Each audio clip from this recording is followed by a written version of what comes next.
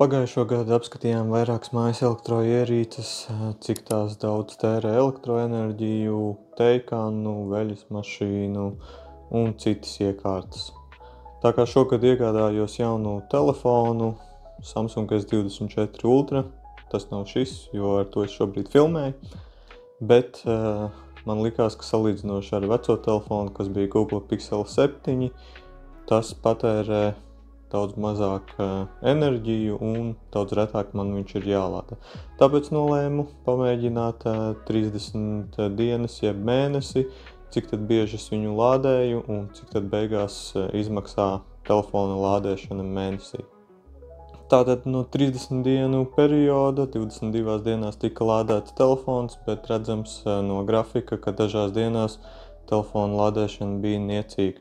Bet arī visā šajā periodā nevienā dienā man nebija telefonam baterija zem 10%, tā kā nebija tā, kad jālādē telefons no 0 līdz 100%.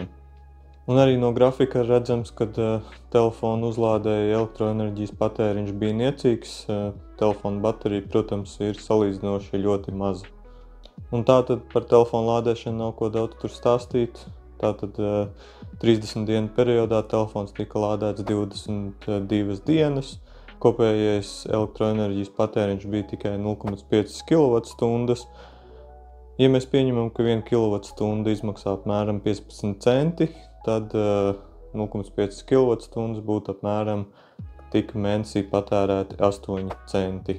Ja arī mēs paskatāmies kaut vai gada griezumā, tas pat nebūtu 1 eiro. Protams, noteikti ir tādi cilvēki, kas telefonu lādē katru dienu vai pat 2 reizes dienā.